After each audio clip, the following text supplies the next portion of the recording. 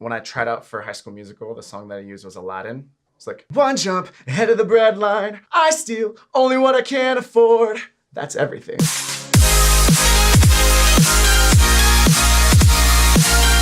Hey everybody, my name is Pastor JP, and I am so grateful to spend this time with you as we go through another Ask a Pastor segment.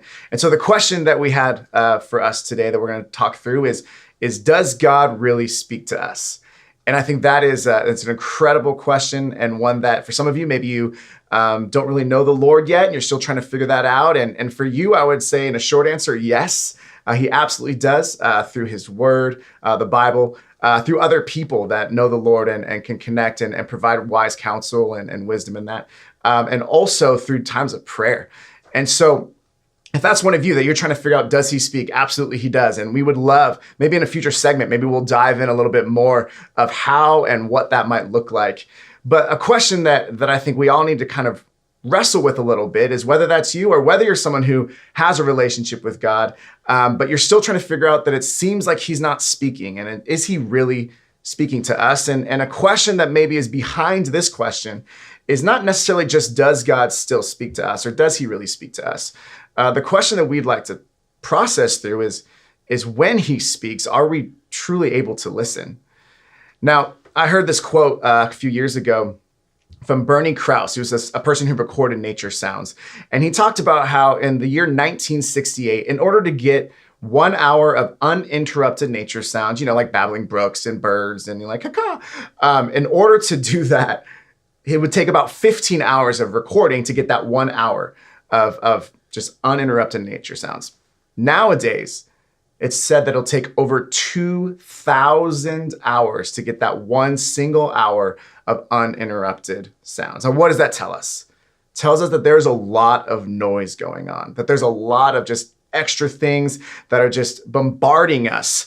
And it's one of those things where there's Henry Nouwen is this great author. I would highly recommend him. And he talks about this idea that the word absurd, like this idea that we live a crazy life, that we're always trying to check social media and emails, that we rarely go a mealtime with our family without a phone buzzing, or we're trying to do so much that instead of being able to just sit across a table from someone and connecting with them, that we're constantly distracted, constantly surrounded by that noise. And while that happens, it's this idea of being an absurd life. It's a life that's kind of crazy. When we try to do everything, we often fail to do anything that's really worth it, right? And so as we do that, Henry Nouwen talks about this idea that the absurd, that word comes from this Latin word absurdus, which just means death. Like this idea that we are living such crazy lives that we want to feel like we're so connected to so many different people and we're doing so much through technology that in reality, we're actually deaf to what is actually happening right in front of us, or we're missing out on maybe what's most important. And so we start to hear all these noises. We start to get overwhelmed by all these different things.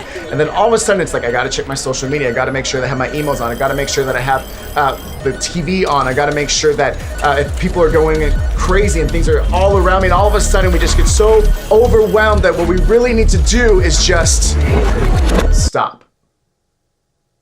Stop. To recognizing the opposite of an absurd life where everything is going on crazy around us is a life of listening. Because the truth of the matter is that if we want to live a life that is connected to God, as hard as it may be for me to, with my wife, if I'm at a date and if my phone keeps going off, we're not really connecting, right? We're distracted. We don't go to dates to restaurants that have TV screens because I will grab it as much as I want to focus on my wife. I'll naturally just start looking and seeing the screen. We don't want to have that distraction. So what that shows us is that in order for us to have a life that we are able to live in our relationship, just me and my wife, we want to have a life where we're able to truly listen to one another. And so even as I'm speaking, if things get loud and there's distraction, the truth of the matter is I never stop speaking, but the noises around you that you just experienced made it harder to listen. That God never stops speaking to us, but often we allow the noise and the distractions around us to stop us from actually being able to listen. And so for you today, I just want to share a quick thought. The idea that the first thing we want to do to have this life, to really experience God speaking to us, is to stop. we take time out of our day to really just go before God, whether it's through the word, whether it's through prayer, or whether it's through community with one another. We stop and then we listen. That if you're like me, oftentimes prayer times can just be kind of rattling off things that we want to pray for, and it's kind of a quick checklist. But if we're talking at God, but not truly listening to him, what kind of relationship is that? Have you ever had those people in your life that you go and you want to grab a cup of coffee with them or grab dinner with them, and they just kind of kept talking, and even when you try to say, oh, and another, no, they just keep going and they just talk right over us. We recognize that we're not as close to those people in those times, but that's often how we interact with God in prayer, but he loves to speak to us as well. So if we stop, we have those times with him, we listen, and then we obey what it is that he has to say. That a life of being connected to God is not just sitting in a chair and wanting to do good things for him. It's actually obeying what he's called us to do. And if we live lives where we are stopping, we are listening, we are obeying and living such wonderful lives that people who are far from God, maybe even some of you are watching this because someone that you may not have a relationship with him yet, but someone around you has had an impact on you because of the way they've lived their lives. That a life of obedience is so powerful. And that word obedient comes from the word adir, which means listening. So we can either live an absurd life where things are distractions and there's all this stuff going on, or we can live a life of listening, a life of loving, a life of leading, a life of serving, a life that points people to God. And I don't know about you, but that's something that if we do that and we live that life of listening, then it's going to lead us to the last step. So we stop, we listen, we obey, and then we worship. We worship God for who he is and what he's doing and the honor that it is to be a part of building his kingdom. So does God really speak to us? Yes. Through the word, through prayer, through community. He absolutely does. But the question behind that question is, are we taking times out of our life to slow down? And in those times of slowing down, are we listening to him? When we listen to what he has to say, are we obeying him?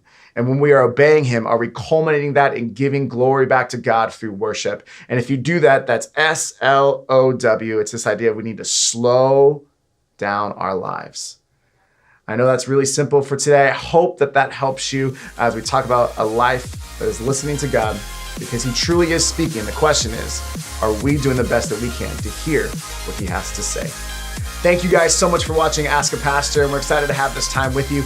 Now, I want to encourage you, if this was encouragement to you, subscribe to get notified about more of these videos as we have more questions that we would love to answer. And if you yourself have a question that you would like to be answered in this segment, go to askapastor@ccvsocal.com, and we would love to come alongside you in that. Thank you so much.